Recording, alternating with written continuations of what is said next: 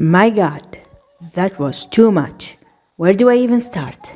Well, Angel is not dead, for one, thank God, and I'm getting to the other stuff later, but for now, I'll just say that despite all its flaws, Hazbin Hotel was still worth the wait. But it's still a shame we couldn't see its full potential, because it has all the pieces to be a great show, except for time. But that's okay. Let's hope season 2 will handle things better. And now I'll start with Hello Rosie. And I gotta say, I did not expect her to be such a sweetheart. But first, let's talk about Alistair and Charlie's deal. It's clear he always wanted to do this. It's the first thing he did when he arrived at the hotel. The question is, why? Probably to get back at someone close to Charlie, someone who's keeping him restrained. And that someone is Lilith. It just has to be now. She saw him as a threat to her kingdom, so she had to put a leash on him. Deadbeat Dad already hinted at that. And no, not because their powers are similar, because they're not.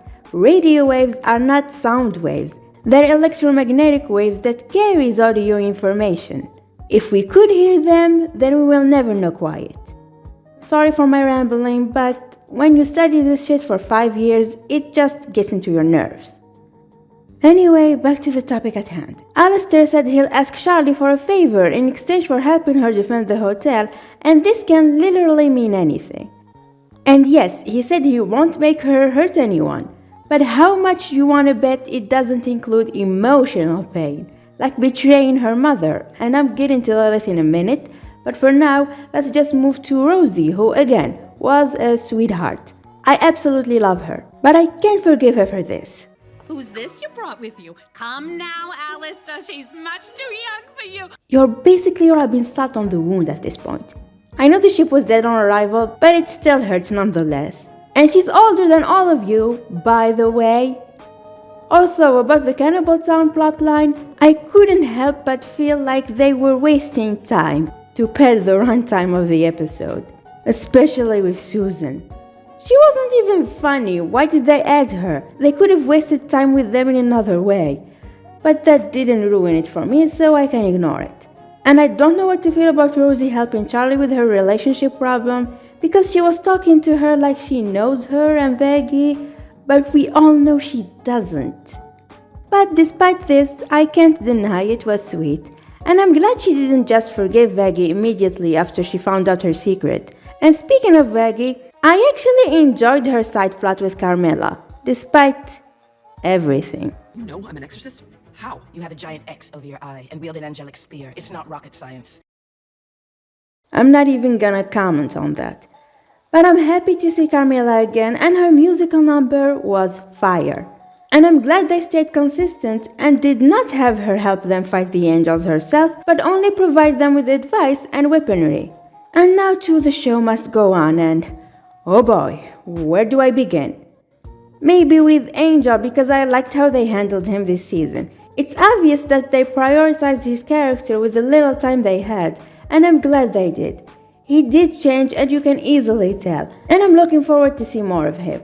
Now about Sir Pentious, I found his death very underwhelming in the moment. And I know he went to heaven, but the characters don't know that. They could have made it seem a little more tragic than they did, but it's fine. At least they stopped to mourn his death, unlike Dazzle. But they built him a statue, so it's fine, I guess. Also, Cheery and Pentious are now canon. Yay!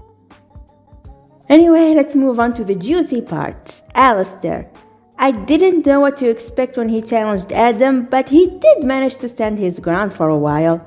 Because yes, Adam is strong, but he never had to fight anyone before. But it wasn't enough to defeat him, so he broke his microphone stick and injured him. Badly. So he had to flee. And I wonder what that would do to his powers, because before now, we haven't seen him without his microphone. And he immediately retreated after it broke. So it's safe to say he lost at least some of his powers. And I wonder if this is what happened to him 7 years ago.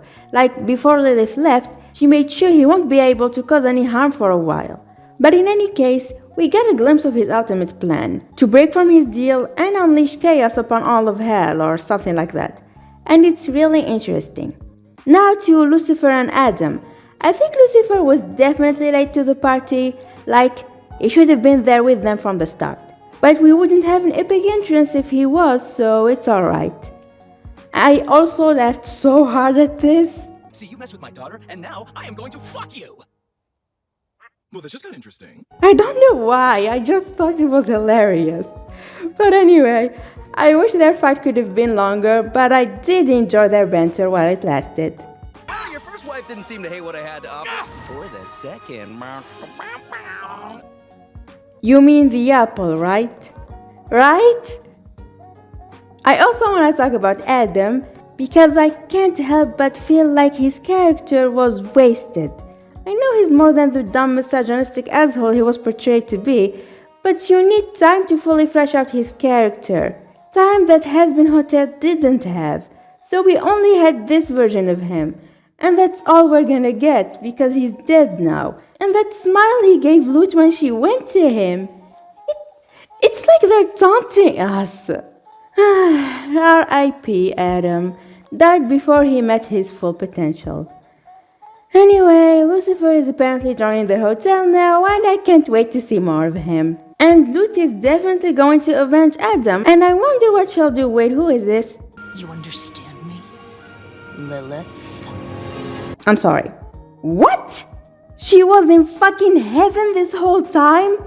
Do you know what this means? Lucifer really is single.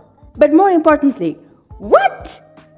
Did she just abandon the kingdom she vowed to protect, her family, and on top of all of that, she made a deal with Adam that definitely involves her staying in heaven, cause what else would it be? God, that's just too much. But let's just think about it for a second.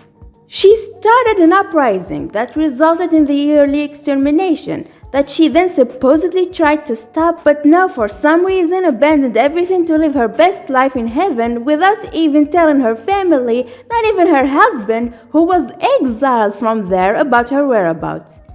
Yeah, she better has a good explanation, because what could possibly warrant all of this? Was she like a secret villain this whole time? And I have to admit, they left us with a pretty good cliffhanger. And now, thanks to Pentious, we know that redemption is possible. They just need to do something worthy of it, like sacrificing your life for your friends. And I don't think Adam had anything to do with it, because when they die, they just cease to exist. They don't go anywhere. So I think he got redeemed right before Adam hit him. And I can't wait to see how they handle it. Hazbin Hotel had been a good show, all things considered. The animation is incredible, the songs are amazing, it's really a great musical. It would have been a great show if only it had more episodes to flesh out its story. But it didn't. And now I'll be left wondering what could have been. But that's alright, we have a second season now and a chance to fix the mistakes in this one. And I really can't wait for it. Anyway, that's all I have to say. Thank you so much for watching, and I'll see you all next time. See, you messed with my daughter, and now I am going to fuck you!